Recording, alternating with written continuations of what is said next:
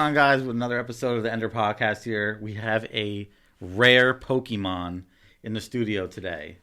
This guy is Mark. He plays bass. Mark plays bass. That's me. Mark plays bass in Ender. What's going on, man? No, man. Busy. Busy. It's Friday, but it's really my Monday. Yeah. I don't know what day it is. But, Yeah. But I'm here. You're here. Yeah. It's crazy. Yep. We live down the street from each other. I never see this guy. We never see each other. I see him maybe when he's walking his dog down the street. Sometimes. Yeah, sometimes. But whenever we get together, it's like we never lose time. So it's just another day. You know where I'm at. Yeah. I'm either home or at the brewery. And that's either side of my apartment. So We're just sandwiched in between. how's Veritage been, man? Good. Yeah. So I opened a brewery. That's where I've been. That's why I've been kind of absent from shows and other Ender activities. It's been great. It's been a whirlwind. Yeah. You're going from always being a brewer to now being a business owner, wearing 1,000 hats, doing, starting the brew day, jumping back to my laptop, doing graphic design work. Yeah, you're killing it with the social media stuff, man. Thanks. Yeah. And just day-to-day business and logistics of running an alcohol business in the state. It's a pain in the ass, but it's also a lot of fun at the same time. It's been a long time coming because way before you had Veritage, you were making beers in your backyard and bringing them over to practice, and we're drinking them, and you have us over. We were practicing in the garage. Right, yeah. Right next to the beer. The two garages. One garage was the home brewery, and then we had the taps in our practice space. So, and it was always good beer. So, thank you. It's amazing to see. We spent a lot of time at the brewery, all of us in Ender, most of us actually. Yeah, it's cool. And he's never there when we're there. So never. We go to the brewery. We're like, oh, let's go to the brewery. We'll see Mark. Nope. Sitting on his couch watching us on his camera. Yep. And then sending snapshots of the camera to these guys. Yeah. Well, I'm there like all day Monday through Friday, and I try to step away from the tap room when I can, just to make sure I don't collapse. Yeah, well, you have to do that, balance work and life. So, I gotta be home for Katie, my wife, and my son Nico. So got my hands full. Yeah, you do. Got a few things going on. Yeah, and you've only been open since October. Yeah, and it's absolutely crushing. Yeah, thank you. People are coming out. Yeah, they are. People like beer apparently, so that's fun. Yeah. It's been a passion project of mine for almost as long as I played music. Well, I guess once we got home from touring is kind of when it kind of kicked in, and it's been a while. These years keep flying by. So yeah. Have you taken any pointers from being in a band into the brewery industry? Oh yeah. Just from being in a band in the local scene, you have this kind of punk rock DIY brotherhood, right? It's the same in the brewing business. Yeah. We're all doing collaborations together. We're always helping each other out. If we have questions, we're calling each other. Hey, how'd you do this? How'd you do that? Yeah, that's awesome. Sharing contacts, sharing ingredients. Yeah. So the brewing industry is just very punk rock DIY. It feels like a music scene, and it feels like home. Yeah, so we got two guys in Ender that are in the beer brewing industry. Yeah, Wacky Casey. Casey's over with Seven Tribesmen, so yeah, it's cool. You should bring him in the Veritage someday. I should. Yeah. We got to expand. Casey, I got to afford Casey first. Yeah, he's an expensive guy. He's a bougie guy, Well, I think, you definitely are going to have to expand pretty soon because I think you underestimated yourself over your location. A little bit. Yeah. Yeah, I mean, we're pretty tight. We're about 1,500 square feet, but we packed the place. Yeah. But it's just like... Are you kidding me right now? Playing with a ball? Cody squeaking over there. Dude is squeaking. It's hard to want to just expand and get bigger, but these things cost money and take time. And kind of I'm at the mentality now of why fix something that's not broke, Yeah.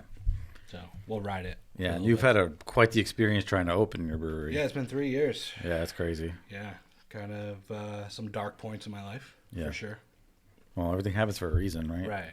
So maybe it was for a good reason. You had Nico, so that was a big freaking reason. At one point we were going to open the same week he was supposed to be born, Katie's due date. Yeah.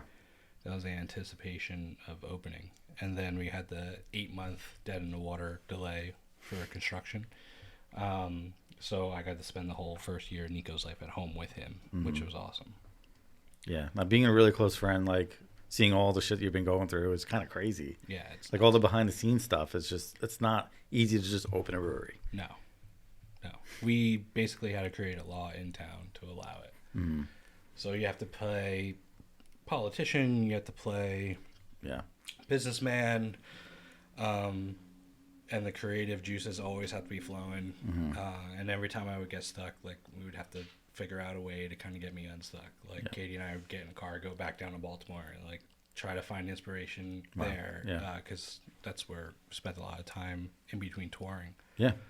Living down there when we were home, and just hitting the reset button and learning not to give up. Yeah, that's. But crazy. it was very similar to like being in a band, right? Like how many shots, like Sal talked about on the last episode, like missed opportunities, and then you feel like, am I supposed to be doing this? Like, I have so much money and time and passion invested in this thing.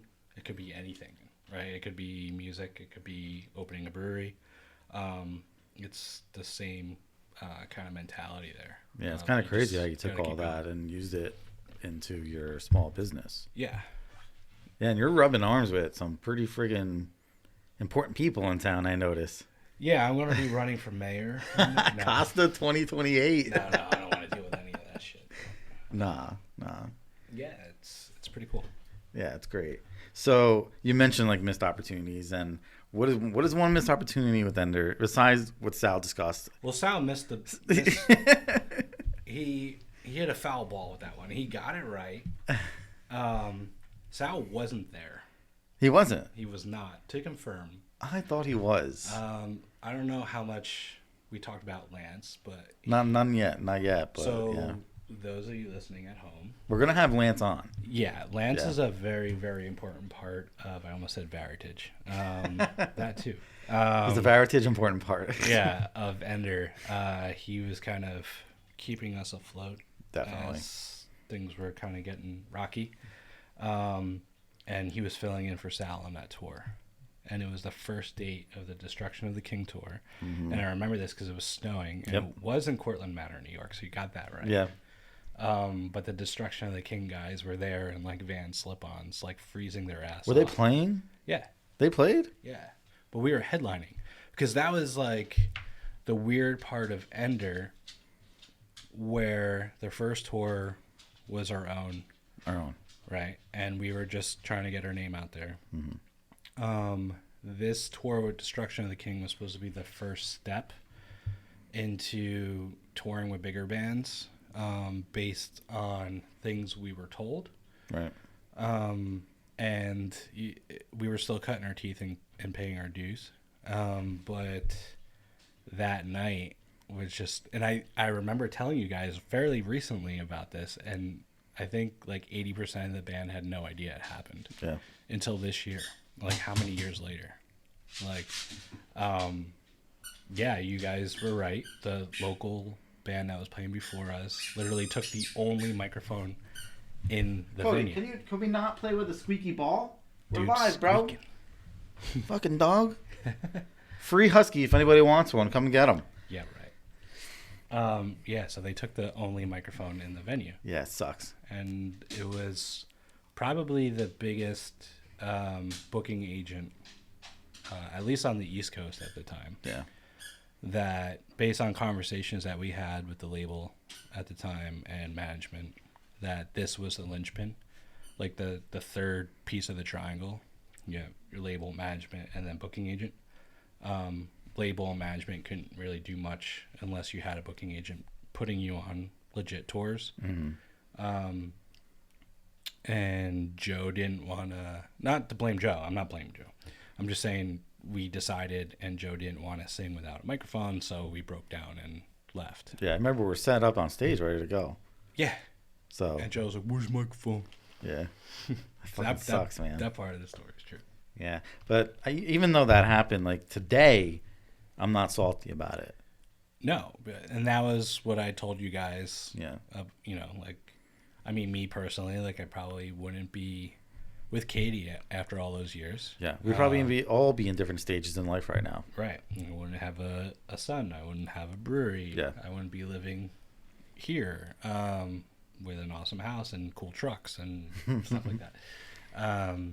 So yeah, things happen for a reason, and I think that was just kind of the missing point. Yeah.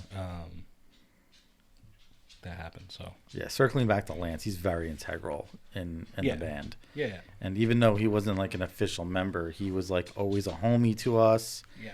And filled in for you, filled in for Sal. He was just kind of a he would do anything. Anything. Great or, kid, man. Let me do great lights. Dude. And then for a while, like while writing Descalado, like we wrote pretty much all of Descalado at his house. Yeah. In Patterson. Yeah. In the nail salon. Yeah, we were in the nail salon. Yeah. And for a while, like before Veritage opened, like he and I were messing around with another project, and I was going there, so it was good to see him. And he texted me in Corrado the other day, like, "Oh, I miss you guys." Yeah, well, he texted me the other day too, so because he watches these episodes as well. I mean, we're gonna have him on as well because he's a great dude and it was so important to us. Yeah. But why do you think he never was a sixth member? I mean, in my opinion, it's because the five of us were, the guys that started destined to it. be together. Right. Yeah, it's kind of cheesy, but yeah, I know there was some sort of connection there. Yeah. Where I remember at least trying, like, all right, let's just have 3 guitar players. Right. And then it was like too much. Yeah, we did try it. Yeah. Yeah, but I always considered him part of ENDER. Oh yeah, I definitely do. And when he wasn't playing with us, he would be in the front, just getting like hate moshed on for some reason, getting punched in the back of the Well, head. it's funny because him and Joe, before Joe was in ENDER, he was in a band with Lance. Yeah. So that's where the connection was, and then we became friends with him. And then just further down the road, he was just the guy that we were just like, no brainer. Yeah. Lance is the guy that can do everything. Yeah.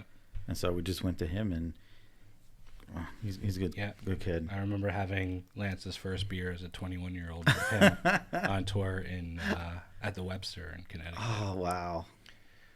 Yeah, that tour was... that might have been the same one with Destruction of a King. Yeah, that was that one. Dude, it snowed every fucking day, and it felt like it was following us. Well, it was like, why did we tour in the winter? It was just the stupidest thing. Well, I mean, it wasn't like we were deciding it. Like, we were like, all right, we're signing a label. We got to get out on the road. Like, we went for it. Yeah, we were grinding. It wasn't like we chose to, like, I'm just going to tour in the spring and summer. Like, no, we legit lived in a van for like 2 years. Yeah. So...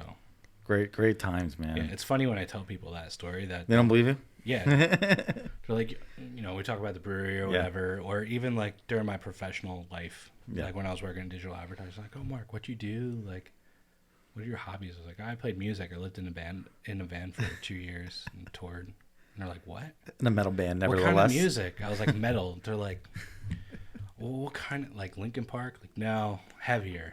And then I would show some people, and they're like, whoa. Yeah. It's funny. I have a lot of friends that rather go to freak shows, my cover band, than go to ENDER shows. Well, I still have like the little holes from the gauges that I had. So that would always kind of spark the conversation of like, oh, why do you have holes in your ears? Well, I had gauges and I liked them. And I played in a band. And they're like, tell me about it. I'm like, well, at one point we thought that would be our life and our career. Yeah. So, how did... Like, even in the beginning, how did you come into the picture? Yeah, so I really liked being in a band in high school. I was in a, like, piano pop rock band called Gone Till Monday. And there was, like, a little scene in our high school. There was a bunch of bands. Like, Kenny from Lady Radiator. I went to high school with Kenny. So, like, he had Skeeto at the time. Yeah. Remember Skeeto? Oh, I remember Skeeto. So, like... Nutley High School had this group of bands, and then graduated high school and everybody went to different colleges, and I went to college to go play soccer, and I was like, I can't just play soccer, like I gotta play music too. But all my friends were gone, so till Monday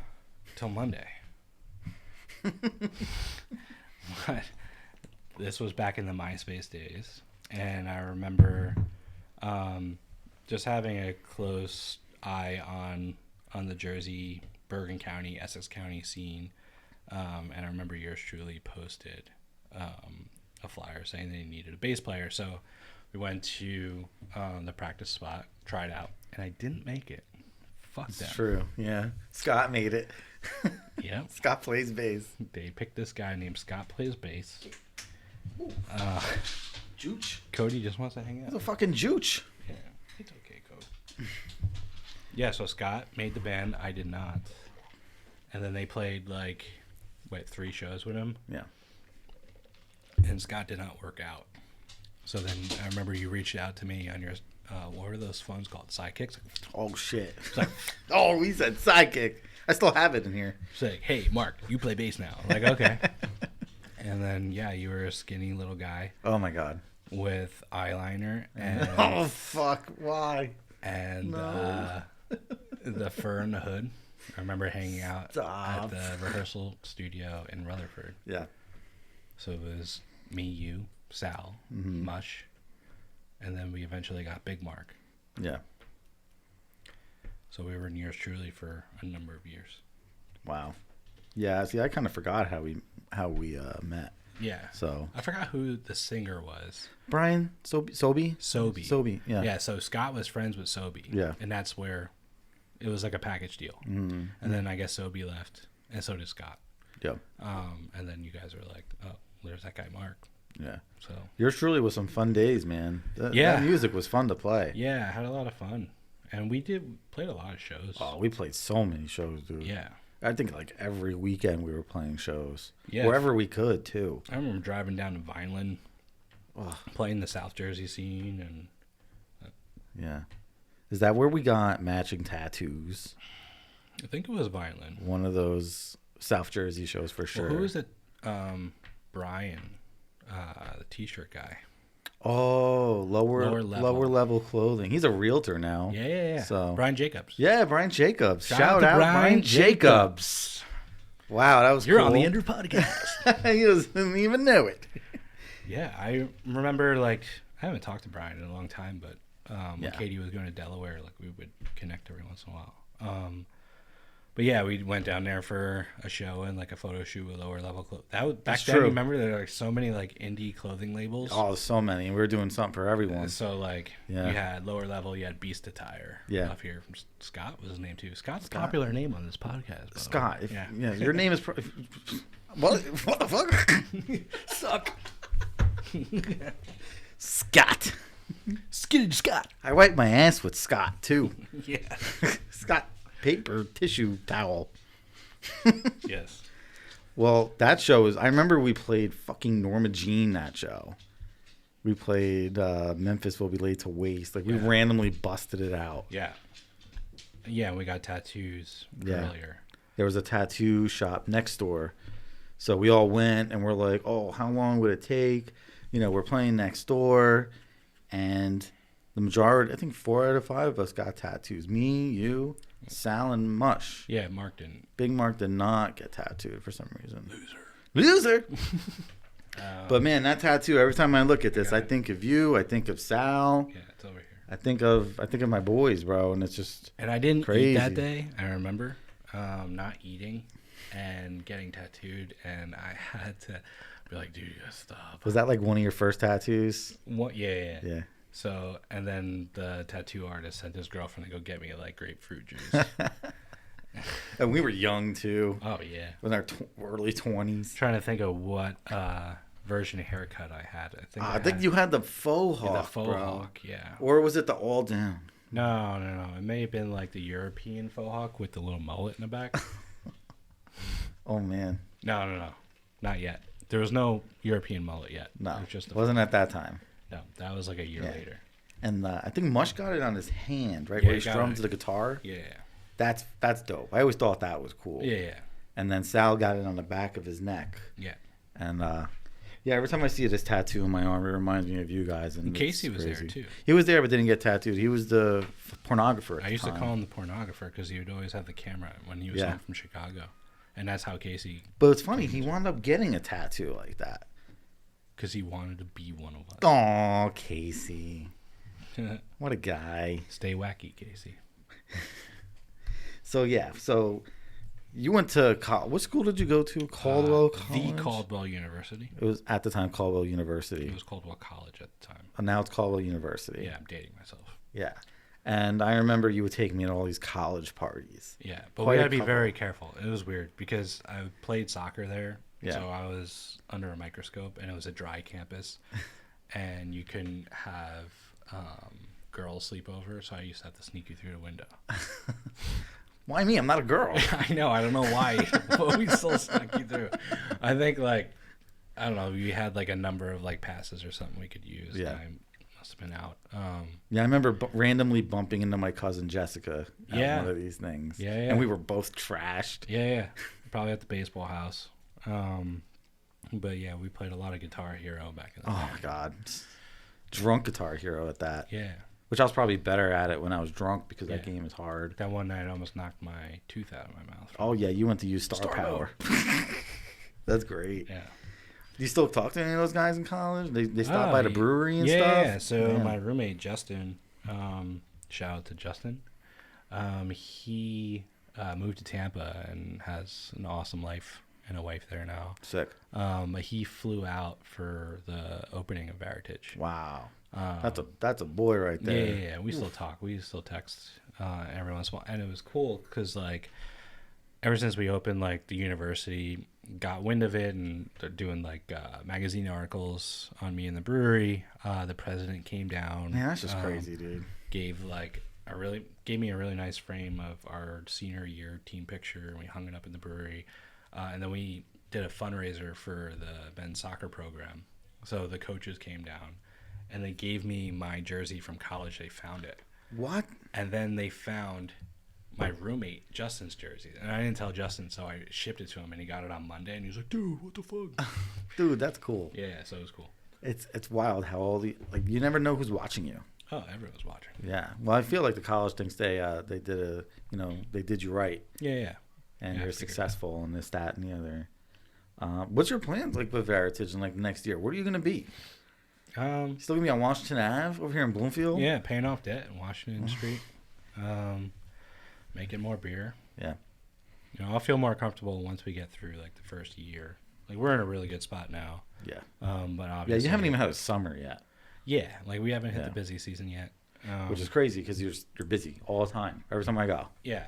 Yeah, it's and crazy. Even my job, we're bringing all the employees over to your place. Yeah, in a week. Cool. Yeah, so probably start paying myself next year. Good. So right now I'm not paying myself. Right. Just to make sure that putting it all back into the business and paying off whatever line of credit we have, and just making sure we keep the doors open. Yeah. So. Well, you're a very smart guy. You've always been. Like, even with the band, you've been smart, and just everything in life, you've been a smart guy. So I never doubt you with your successes. Appreciate you. How many beers are you up to now? I feel like you're posting a new beer every other day. We're over 20 that we've done, but we do have flagships that we've brewed at least 5 or 6 times. Yeah. Over, and we're doing 5 barrels at a time, so it's like 155 gallons. Wow. So it's a lot of beer to go through. But yeah, I think we're at like 20 or 30 different styles that we've done. And what's your best seller right now? The Czech lager. Czech lager? Yeah. Wow. My go-to when I go to the brewery is the Morgan Ale. Right. Yeah, because me, I'm not a big beer drinker. Right, so right. Yeah, it's a good entry-level beer. And then I like the cran sour you had. Yeah, that was fun. And then what was the blue one? The blue hydrangea is blueberry and acai. That was really good. Yeah, there's still a little bit of that left. Yeah. So, there's one talking point I have here that's very... So there was one time where we were in Lance's, right? We practiced and we're just chilling, and if this has to do with an F5, I have no comment. An F5? Oh, I didn't even think about that. No. Wow. F5. You F5'd Sal? No, I did not. He F5'd you? Nope. Dude, there's a video footage of somebody getting Brock Lesnar. It wasn't fair. We're not. No. It did. Nothing happened. Well, there was another time where you thought Marilyn Manson died. Because somebody posted some satire Facebook post, rest in peace, Marilyn Manson. Yeah. And me, I gave no fucks at the time, right? I have no filter. I'm like, whatever happens, happens. I say, well, dude, what if I just posted that you died? Like, is anybody going to believe it? My dumbass goes and posts R.I.P. Mark Costa. But I tried to make a joke out of it. ...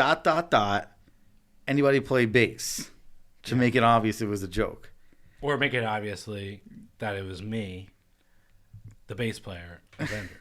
No, I posted it from my account. Right. And your phone blew I had to up. call everybody in my family, and I got a big Italian side here in Jersey, so...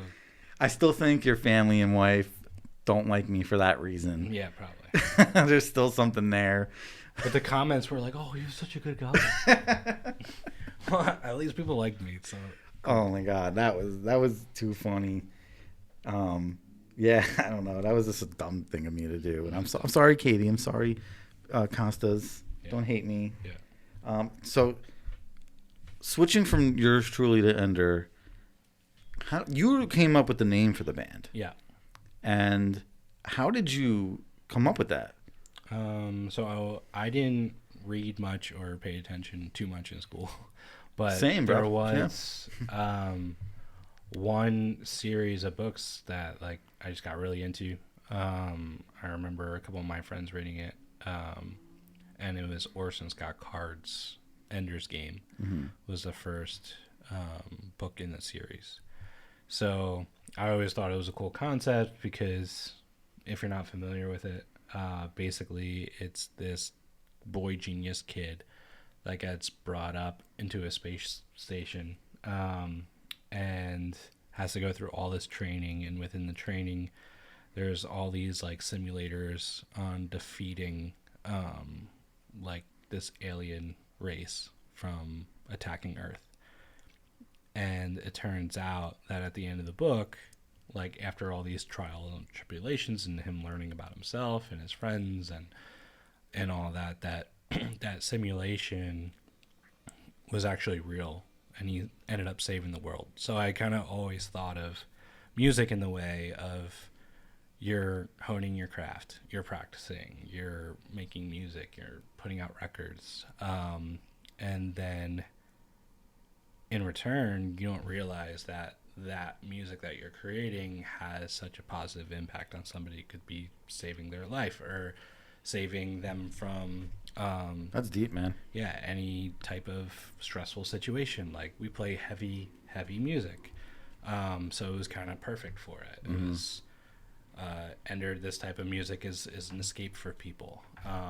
So I always kind of made that correlation with the new sound that Ender was bringing, that like forceful, energetic, in your face. I think Sal said like music to lift weights too, or just to when you're pissed off, like just to kind of blow off steam, so that stress is really bad for the body. So in turn you're probably saving somebody's life from your music, but you don't realize that. Man, you're so smart.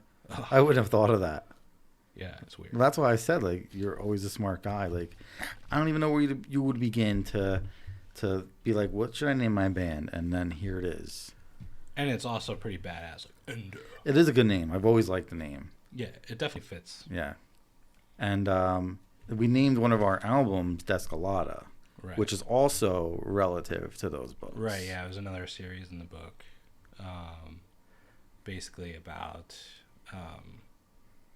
the human race and putting things back together. Yeah. And it was like, so This Is Revenge came out. We were like high on the mountain, like, oh my God, this is actually going to happen. Right. And then we just went, missed opportunity. Bah, right on our face. Another one. And then it took a really long time to pick up the pieces. Yeah. And that's kind of what the Descolada story is about. Like, literally reconstructing human DNA to make it stronger and like come back and like take better parts. So that's where Descolada came from. Yeah. And it's actually a Portuguese word, and I'm Portuguese, so go figure. Yeah, look at that. Spectaye. Spectaye. Not even a real word. Yeah. So when you were a kid, when did you first say, I want to play bass? It was weird. Like, no one in my family has any musical talent. Mm-hmm. I was just always kind of a creative kid. Always liked drawing and building things and just creating stuff. And then when I got to middle school, every boy in middle school trying to figure out who the hell you are, right? So Yeah. very confused. You got puberty going on. You got chicks growing boobs. Testosterone flowing. Yeah. Yeah. So it was in middle school where I joined the choir. So I started figuring out that I had an ear for music. Couldn't read music. Still can't read music. But just kind of could always see what was coming next in music as we were going through a song. So kind of taught myself that. And then once we got into high school, freshman year, just from people in choir, they started playing instruments. I always thought that was cool. And then one summer, just spent a whole summer in a sweaty garage in New Jersey, just trying to play bass. And I remember my mom didn't want me to play music for some reason. And I remember not eating lunch for like 6 months and saving my lunch money. Oh my God. And then I bought a bass and I hid it at my friend's house. Wow. And I would play that way. I kind of taught myself. And then stuck with the choir thing through high school, like sang at Carnegie Hall twice, which was weird. What? I didn't know that. Yeah. That's crazy. And then it was funny. Like Katie's parents just got back from Hawaii, and they were like, "Oh, we just went to Pearl Harbor." I'm like, "Oh, cool! I went there on a choir trip. Like, we got invited to sing at the USS Arizona, like where What the fuck? where the ship sunk. Like, I sang over the ship." That's absolutely insane. Yeah. And then that's where I kind of met the Gone Till Monday guys and Yeah. started playing music that way. Corrado was in Gone Till Monday, No. right? Corrado is in a band called We Found Jimmy Hoffa with Josh. Ooh, Josh is my kind of housemate. Next door, right here, beyond this wall, is where I used to live. Another apartment Hey, Josh! with Josh, a great fucking kid. He's a talented. Yeah, if fucking you have him on the musician. podcast, it'll be like a 4-hour episode. He Oh can my show God, up. yeah, he'll just fall asleep and Yeah. then wake up and then fall asleep. But he's such a talented dude. But Corrado, man, that kid is one of the best drummers I've ever Yeah. watched. He's got a lot of talent. And he's still playing. Yeah. You know? He's Nico's godfather. And I've known him. I played soccer with Corrado in like 3rd grade, so I've known him a long time. He's in a new band called Luxury Funeral. So he drives up to Poughkeepsie and fucking Ooh. practices. Oh no, But I'm really anxious to hear what kind of music is that? It's heavier. There's a lot of blast beats. Oh wow, I am interested. It's technical. Yeah, it's cool. But whatever he touches, I've always liked. Yeah, we had a lot of fun creating music together. Yeah. Like me, him, and Mush did franchise for a while. Is he one of those crazy drummers? No. No. Recording, he gets pissed off. Oh, or- yeah. Oh, He's got to be. Yeah, he's one of those. I don't think I've ever been that. No. I've never been like, oh, fucking fuck, Yeah, yeah. and get pissed. Well, he's a perfectionist. He's just such a Not that you're perfectionist. not, but like, Yeah. it's different. No, level. this kid is like on a different level, man. Yeah.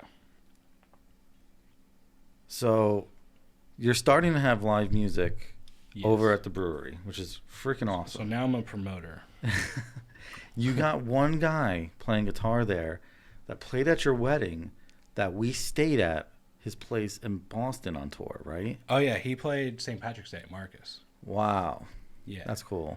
Yeah, we stayed with him a couple times on tour. Yeah, Rolling that's through freaking Boston. crazy, man. Yeah, he lives in Vancouver now. And he only Oh, he's a plays- Canuck. He's a Canuck. Who's a Canuck, man? Yeah.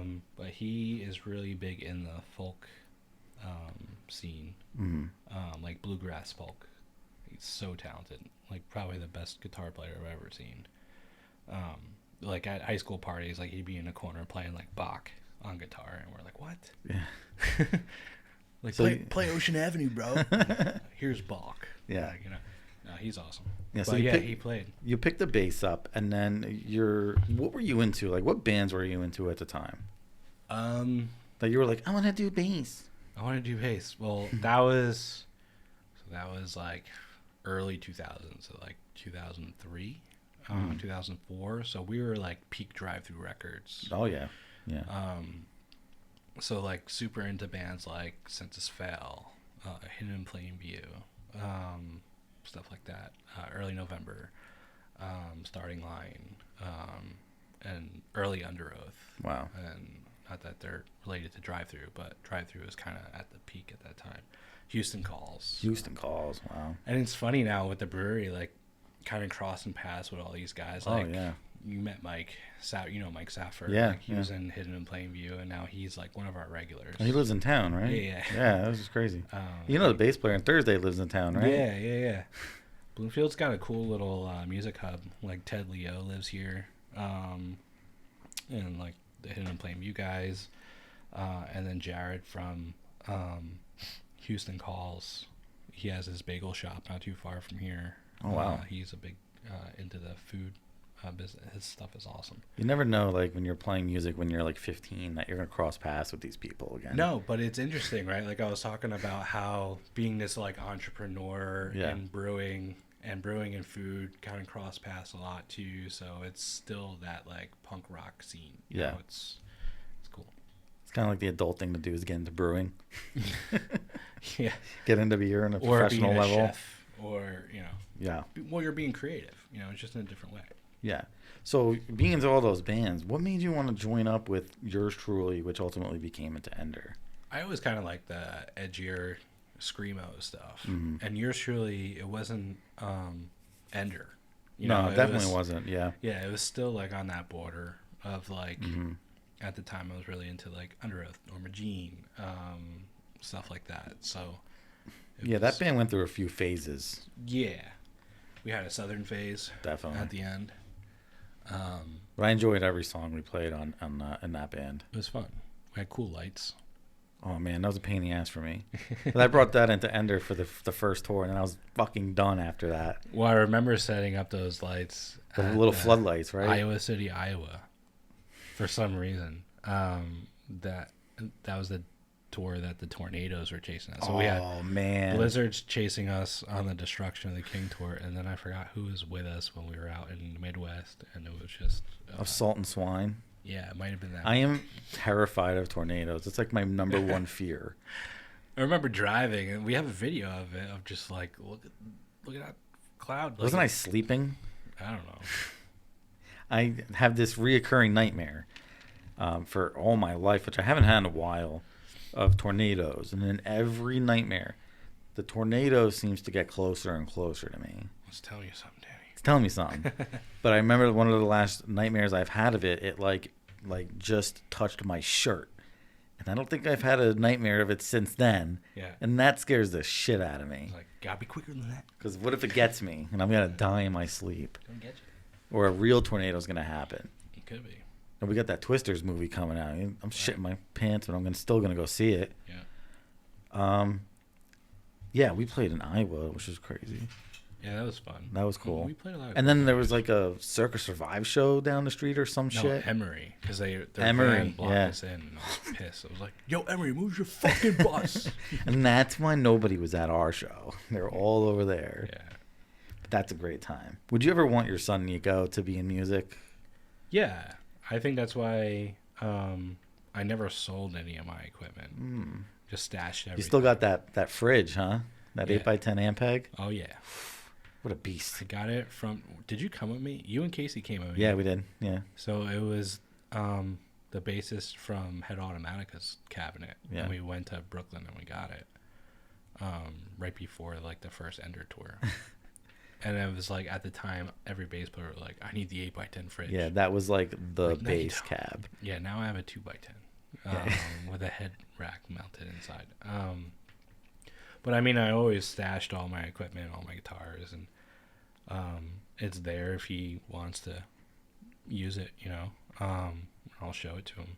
Well, he's got enough people around him in his life. Oh, he definitely does. Yeah. So. I mean, Godfather's a freaking amazing drummer. Right. Dad's a bass player. Yeah. And then Katie's dad always played. Mm-hmm. So he's got musicians everywhere, and I just wanted to make sure that he had all the equipment. Yeah. There, if he ever wanted to pick it up, because I'm pretty sure by the time he becomes like 16, He's gonna be like, what is this big cab? We just need this little phone. Yeah. Like technology is just gonna evolve. Dad, I want to again. be a DJ. Like, nah, man. Play bass. Yeah. Do you remember the time we smoked weed on tour? You did. You did too, buddy. Don't even try to get out of this one. But you bugged the fuck out. Oh, I did. Yeah, I always thought there was somebody knocking on the door or Yeah. something. It was so bad. I forgot where we were staying at this person's house that you were freaking out in the kitchen. We were like, we got to go out and sleep in the van. Like, you can't even be in this house. And then we slept in the van. We did. And we woke up because I had to pee real bad. I got pee. I got pee. I got pee. That's on video too. It's documented. Yeah. Yeah. So, what do you think of Ender today, man? I don't know. I haven't Like been there. Well, like the music wise, like everything is just different. Like you haven't recorded on the last couple of tracks. Yeah. Is that weird for you not being on Yeah, those tracks? It sucks. Just because it takes time, obviously, to kind of put your own twist on it. Yeah. But I didn't want to slow anybody down because we've had so many slowdowns in the past. Well, we've always been the kind of band that always molds to whatever someone needs. Right. And I think you were very busy with the brewery and life in general. Right. And it's my turn. Like, Yeah. before, like, Sal was just having his girls, or Sal was, changing careers. Yeah. Which Joe, you started his career, so. Right. Well, I brought him out of selling tires. You did. So I think we all kind of had that stage of, and like in the beginning, if to be fair, like Casey was living in Chicago, so we had to wait for him to come back and then get established. Like in the very beginning of Ender, tail end of yours truly. And then Joe had to go figure his shit out too. Yeah. So we each kind of had that chapter of I'm not around, I guess that's kind of why we still just continue on with Ender. Right. Yeah. Yeah.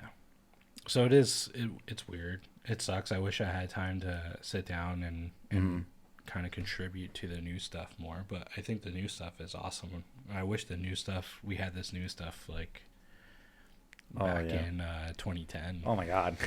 Like I wish we had the knowledge that we have today. Yeah. But that's how what to do anything in things. life. Yeah. What are you going to do? We had fun. Yeah. So you push on with Ender. You always have these opportunities to kind of leave if you wanted to. And I always question you. Yeah. Every like 3 months, I'm like, oh, you still want to do this? Are you sure? Yeah. What makes you say, I'm still in? I'm still a part of this. It's like, why not? Right.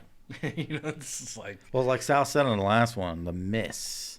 Like the fear of missing out. Yeah, there's definitely FOMO. Yeah. But what am I going to miss out on? I don't know. Yeah. But it's more so like missing out on experiences with you guys. Right. Yeah. Because being so committed over all these years, it's just like, this is part of my legacy. Like, I've been part of Ender since the beginning. I named the band. Like, I just want to be with my friends. Like, I'm not trying to be a rock star here. Yeah, none of us are. Right. Like, I just wanted, I thought about it. I'm like, I'm just going to quit. Like, there's no... But... Mm-hmm. But then again, it's just like I never quit anything in my life. And I've been, like I said, a part of this since the beginning. And why can't I contribute in the way that I'm contributing now? Because everybody else did the same thing too. It's just like, it's an unspoken oath. Kind of, like, yeah. Like, Omerta. We're Ender, whatever. Yeah. We don't even want to play without you on stage. We don't want to have somebody else there. Yeah, well, I mean, Lance was one thing, but now we have the technology to just backtrack you. Yeah, you don't even need me. Well, we need you. Like, it's weird not seeing you. Yeah. And because seeing you, we get into it, and we all. I have fun doing the Running Man on stage. Well, dude, like the last show you played with us was May last year with a Debonair. It's been almost a year. And everybody that came up to me after the show was like, "Damn, Mark was really into it." Yeah, I remember going into that show like, all right, I'm just going to chill. Like, this is dad rock now. Yeah, I think we all planned on sitting in... I sit in a chair, but everybody's like, I'm going to bring a lawn chair and sit down. But it's different now. It's like the style of music. But then you see, like, I think that was our first show back in years. A long time, yeah. And even, like, longer if you kind of say, okay, this is our first show back with the original lineup. Like, oh, yeah. So, like, seeing the whole lineup together and then seeing... these guys come out to the show who were just kids when we first started playing in 2010. Like, in high school still. Yeah, some of these guys are in bands now. That Grown ass men, Like just Sean from Life Itself. I love Sean. He was just a little kid moshing at our shows. Yeah. And, well, you had a band at the time. Yeah. And If She Dies, which was dope. Yeah. But now his band, Life Itself, is so cool. And they Yeah. played that show with us. And I was watching him, and I was like, dude, this is fucking crazy. Yeah. I remember this kid being like 13 or something and Right. moshing at our shows. And now I am like super into his band. We're all in our 30s, late 30s, early 40s, and it's just like everyone's still here. So it's just, and the energy was still Everybody there. seems to come out of the woodwork. Yeah, it's fun. That's really cool. Yeah. So it's just kind of something took over. Just like, I don't know where this energy's coming from. It's Yeah, I think really your hat late. lasted like one song and then it was gone for the rest of the I'm gonna set. wear my hat. I'm gonna be that guy. Do you want Nico to watch you play one day? Oh yeah, That'd be awesome. that'd be cool. You got to have that photograph, right? Yeah, with him wearing the big like earmuffs. Yeah. We gotta get Sal to get that picture. Oh yeah, with the girls. Yeah. That's awesome. I need that picture too with them because those are my girls too. Yeah. So you're super into music. Your wife is a super into the same bands at the time, right? At the time, yeah. And you proposed to her at an early November show. Yes. That was fucking cool. I That remember was the fun. band posted about it. Yeah. And I know our band was kind of like on a hiatus at that time too. Yeah. But how did that happen? How did you approach the band with that idea? Well, I knew that's how I wanted to do it because that was our first date. We went to go see early November at Rutgers University when they were doing like. Did Royden play that? I think so. Yeah. I wasn't in the band at the time. Right. Yeah. But it's crazy because years later, I was in that band. Right. And then you told me that story, and I'm like, what the fuck, dude? Yeah, that was back when they were doing like the college circuits. Yeah. So that was our first date in 2004. And then it was the 10-year anniversary of that record, The Room's Too Cold. So I was like, it's got to be. Wow. Yeah. So I just started emailing their management, and Ace has a recording studio, and his wife does she'll coordinate dates for Ace. So her email was out there, so I emailed everybody that I could associate it with, told them their story, and then they got back to me like right away. Wow, that's crazy. And their stage manager was like, we're going to do this, and like we just planned it out. He was like, this is what I look like, here's my picture, this is what I'm going to be wearing, I'm going to come, you stand here in the venue, I'm going to come out at this time, like I knew the set list. Once we play this song, bring her down. And she had no idea. No. And I'll find you and I'll say like, we're filming something for the label, like we need people on the side of the stage, you want to come? And then I'll grab you and we'll go on the side of the stage, and then once Ace finishes this song in the set, then Ace will call you out. Wow, man. So Ace was like, I have a friend here, and I'm like, hey, that's me. So I came and Ace gave me the mic and I did my thing, and Katie was like, what? Man, I saw so many videos posted of it it's that night. It's still up on YouTube. Yeah. If you search engagement. People were like November. posting. I'm like, that's my boy over there. Yeah. I'd say yes too if you did that to me. I'd marry you, Mark. I remember being like super nervous and like pissing every like 5 minutes. Like my bladder's going nuts. And I had met Corrado because Corrado drove down. It was down in Philly, a union transfer. Mm-hmm. And I gave Corrado the ring because I didn't want to go through security with a ring on me. Oh, and she see it. And Yeah, that makes sense. Completely. Did he have a girl with him at the time? Well, he was with Diana then. I can't remember if she was there. So she wasn't like, oh my god. Ring. No. But like as soon as he got there, like he would just like pat, but he was supposed to hold it for a while. But as soon as he got there, like he was like hot potato, like it's fucking your problem now.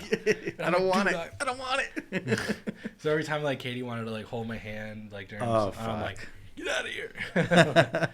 Like don't ruin this. I'm like working all month on all these months on it.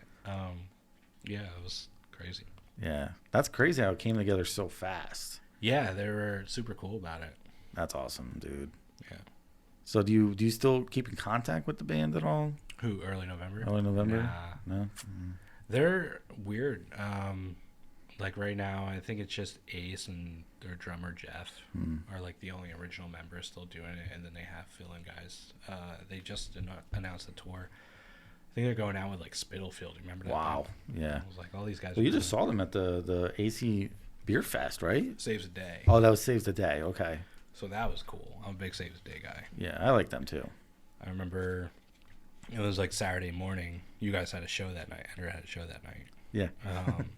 But we had a session that ended at midnight on Friday at AZ Beer Fest. And then we went out to like the Hard Rock until like 3-4 o'clock in the morning. What? And then, like not drinking, just like hanging out. Yeah. Because if I drank like that, I would have like a heart attack and have to go to the hospital. And then the next session, we had to be at our table at 10 set up. Oh, man. So I got there early. I was like, you guys sleep in. Like, I just got to drain the lines, whatever. Throw some ice in the jockey box. But they were doing sound check. So it was like, Saves the Day, Chris Connolly, doing sound check in this huge convention center. Yeah, I saw the pictures, man. That's freaking sweet. And me. And it was just like, yeah, this is cool. Like, Did any of them have some Veritage? not that I noticed. Yeah. They kind of. Speaking of Veritage, you brought me a beer. Yeah, I got you some. Wow, this thing is huge, dude. Are you gonna kill me? Yep. I'm gonna be going to the hospital. It's only one size. This thing is Size huge. big. Yeah. This is like blacked.com kind of porn going on here. 32 ounces of Kildani. Yeah. What's in here? Mexican lager. Well, I like it. Yeah, because you like the cream ale. That's so true. Cream ales are Yeah. made with corn, and this has corn in it too. So it's nice and light. You like it. That's sweet. You design these labels here? Yeah, I did. But Sal designed some labels for you, right? That's the awesome part too. Like, Yeah. Sal, like during my home brew, Oh, you hear that crack? Wow. how's it taste? Oh, that's good. Yeah. Oh, it reminds me of the Morgan. Right? Told Yeah, you. It's got a little sure. corn sweetness to it. During my homebrew days, like Sal would help me design and kind of let me play in that world of creativity, Yeah. bring my beer to life. And now I'm able to do that on the commercial scale. So Sal's done a ton of work for us too. Yeah, show me the St. Patrick's guy. Yeah, that Keno. was cool. Yeah, man. yeah, he's doing some cool shit. I love Sal, and he's really talented.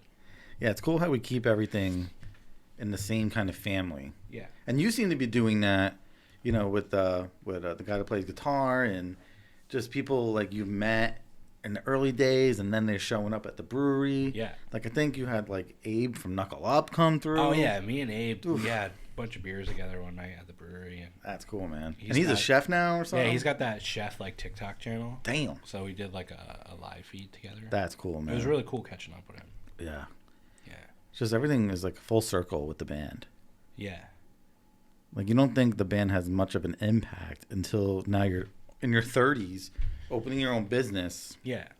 and people are just like coming out of the woodwork, Right. supporting you and stuff. Yeah. And that's super special. Yeah. I loved when Abe came down. Like we talked about it a lot because Abe was always a big craft beer guy. Yeah, I remember that. And like for people that don't know, like we spent a lot of time on the road, but we never partied and we never drank. Yeah, we were not that kind of band at all. No, we were just. I mean, we'd smoked weed that one time. Probably that was it. I think that was literally That was the only time we smoked weed.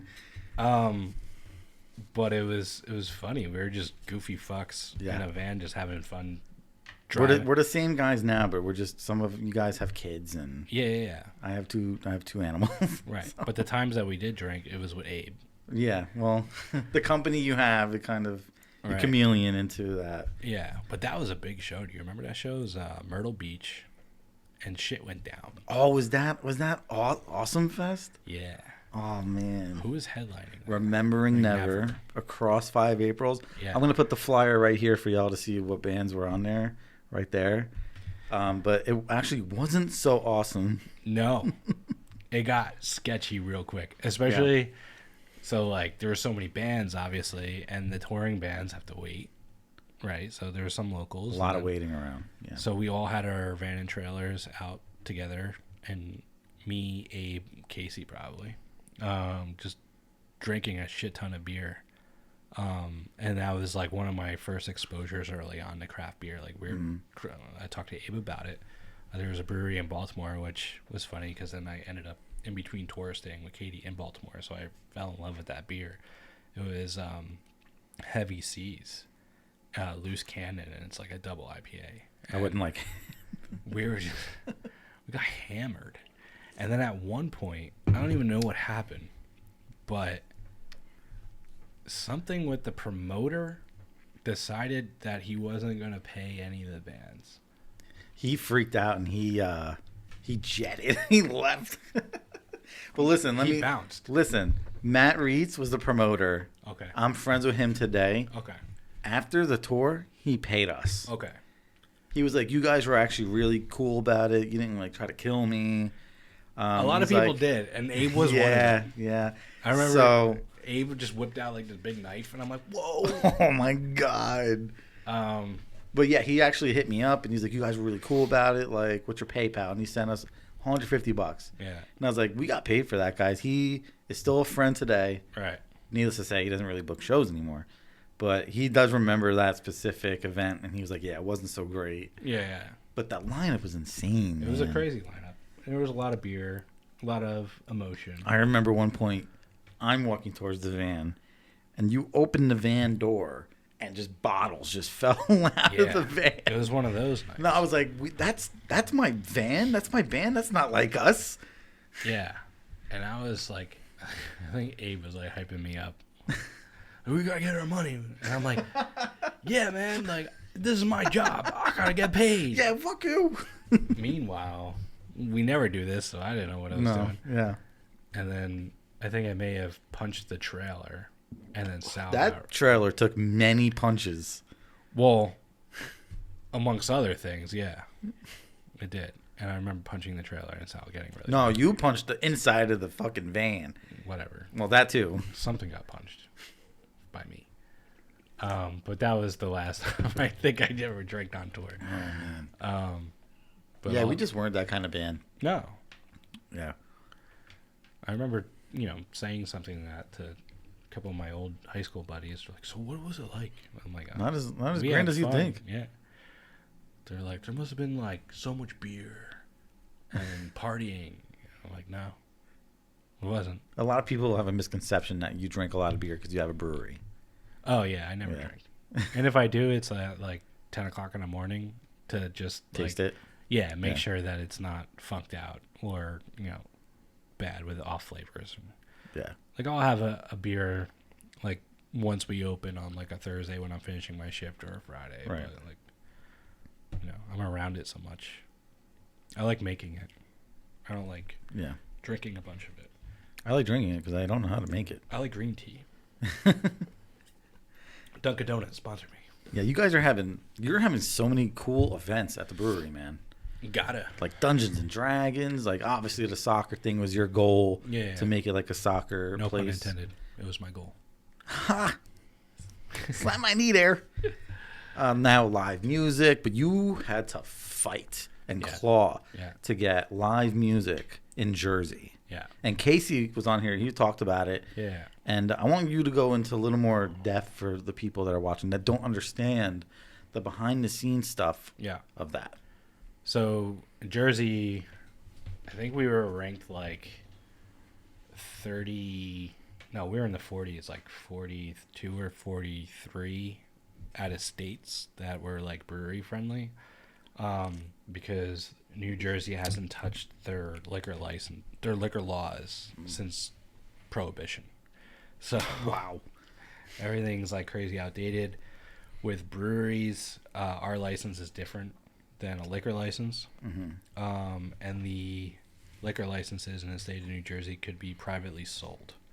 So if you have a liquor license in like Hoboken, like you're talking $1 million. Fuck. So these bar owners, rightfully so, are looking to eventually retire, and they're sitting on this $1 million cash in, right? And then they see all these little breweries popping up, thinking it's a cheap way of getting into the business because our license is not $1 million; it's like a couple $1,000s.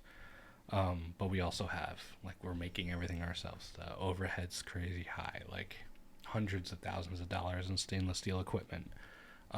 Did the full build out. You know, I've seen it from the ground up, man. Yeah, it wasn't cheap. Yeah.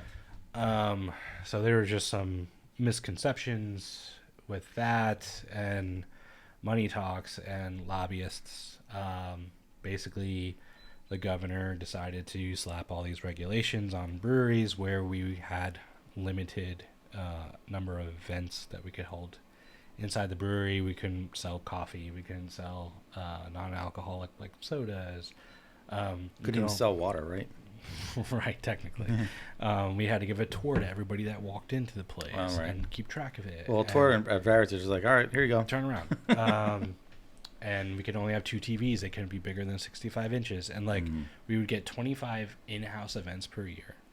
And that would fall, like, the umbrella would cover live music, trivia, Dungeons and Dragons, any sort of sporting event that decided an ultimate winner. So, like, NHL playoffs, NBA playoffs, NFL playoffs, World Cup, Kentucky Derby, Daytona 500, stuff like that. So all those things were capped. And then there was a laundry list of we can't serve food in Jersey, we can't have kitchens. It was bonkers.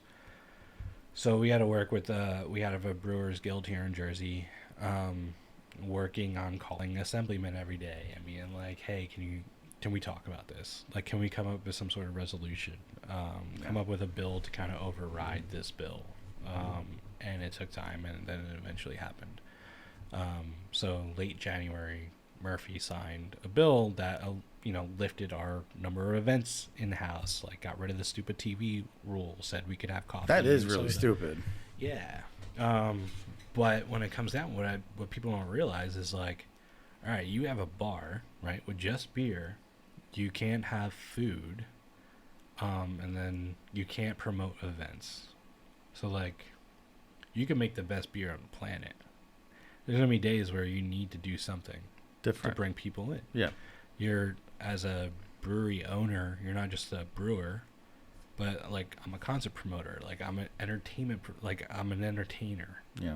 So that's where all, like, the band stuff kind of comes in. Yeah, I was just about to say, same thing like being in a band. Yeah, like, I had to book bands. You're doing good with the content, too, and that's just like the band thing as well. Right. Yeah, exactly. There's a lot of correlations. But yeah, it's been weird being a concert promoter the past couple months and, like, dealing with musicians, right? And it's funny getting some emails, and it's like, what you really want to say is, like, do you know who you're talking to? Like, I've been doing this for a long time. Like, I'm on your side. Like, I understand. Like, look, I'm a musician that opened up a brewery. Yeah. Like, I'm not going to pay you, like, $800 because you play bars in the area. Like, for a free event. Right. Like, I have a 1,500 square foot free space. So, it's been like sitting down and watching YouTube videos, making sure, like, okay, these guys don't suck. Yeah. So you got to do your due diligence. Yeah, there's a lot involved. So it's been interesting. Well, I bet it's easier when you have friends and you're like, oh, this is easy. I trust this guy. Right. I mean, luckily, like, I remember doing this back in, like, high school, like booking shows at the Lyndhurst Nights in Columbus. Oh my God, that was fun. Or Paramus VFW, like working with Pete and. Oh, I missed those days, man. Those are always fun. Yeah. Yep. Well, what do you have planned event-wise that isn't posted? World Cup is going to be insane for you. Yeah, so we're trying to build the soccer culture there. So we did the collaboration with the Red Bull Supporters Club, made a collage with them. So every away Red Bulls game, we have the game on a 10-foot projector with surround sound. Yeah, that's sick. So that's starting to get out. And then the dry run for the World Cup would be Copa America and Euro Cup this summer, where we'll see how the tournament goes and, like, how people respond to it, and do a lot of, like, brand awareness of, like, hey, we're the soccer craft brewery in Jersey, like, you should come here and watch games. And then just build up for the World Cup. We're already in early talks about kind of doing pop-up watch parties all over town. It was, like, sponsored by the brewery. Oh, that's cool, with man. Beer gardens and shutting down streets and making it a party. Because the World Cup final is going to be in Rutherford. Listen, this place is going to be fucking bonkers. Yeah, you should rent out your apartment. I know. Someone was saying that. Yeah. But just the traffic alone on these highways here, it's already shit. Yeah. And it's going to be super duper shit. Super duper shit. Super shit. Yeah. So I know you mentioned you haven't played a show with us in a while. Yeah, it's been almost a year, I think. Oh, fuck. Yeah, May 20. May 20th. When can we expect Mark to have the bass on stage in Ender? Well, the next one is June 7th. I will not be there. Yeah. It's Nico's birthday. That takes full precedent. And it's Portugal Day. It's like my 4th of July. Yeah. It's kind of a big deal. Sometime this summer, then we could say. Yeah. Yeah, for sure. Like, so what's after that? We have some unannounced dates. One in August, 2 in August, a Jersey date, a New York date. Right. I'm pretty sure it'll be some you'll play. So yeah, I'll pick one of those. Just show up.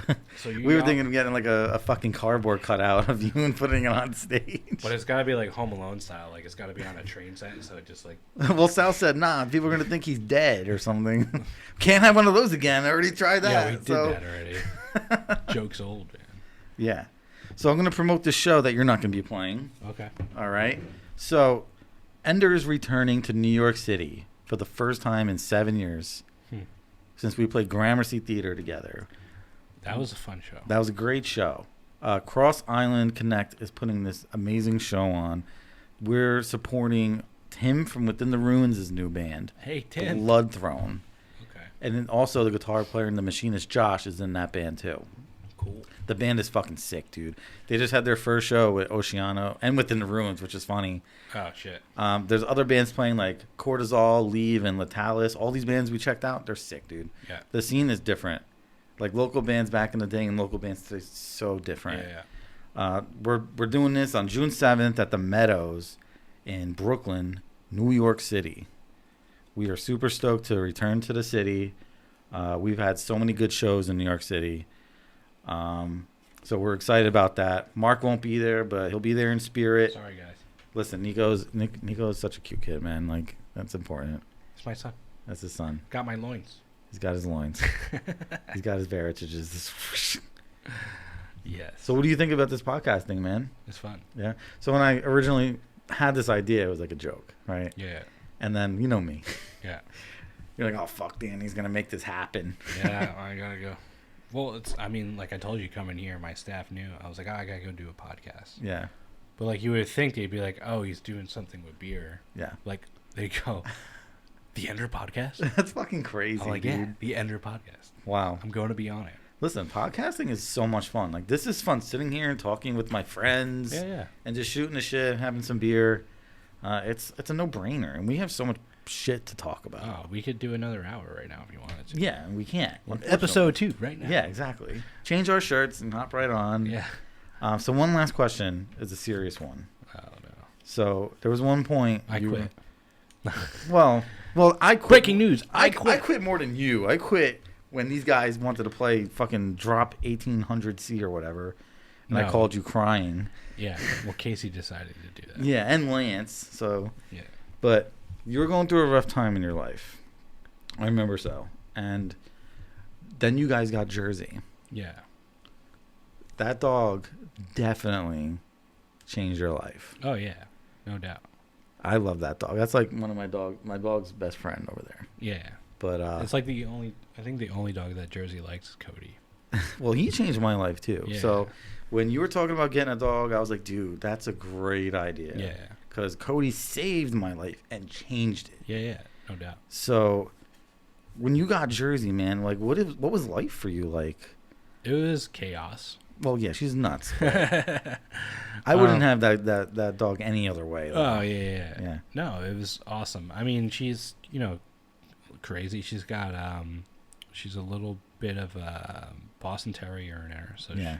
Well, we thought she was like a boxer for a while. Yeah. But we did the DNA. So she's got American Bully, Boston Terrier, Pug. What?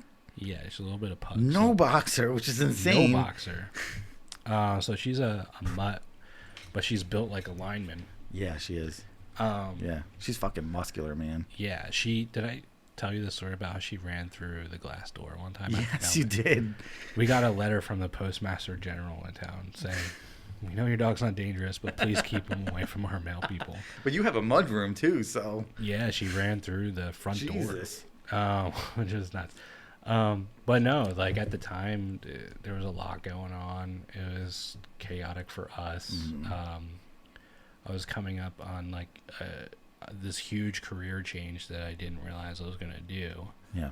I think I made the change like 3 months after I had Jersey, and I think having Jersey let me kind of stop and reevaluate what was really important in life. And it was like a different kind of love, you know. It's you caring for her and just the way that they look at you and they adore you. So sometimes you forget that, like, how much someone or something loves you until you have a dog. No, you know, no doubt. So even though she's a pain in the ass sometimes, but every night she's sleeping, like cuddling up. She'll sleep in between me and Katie, like long ways, like a human. Oh my like, God. on my neck.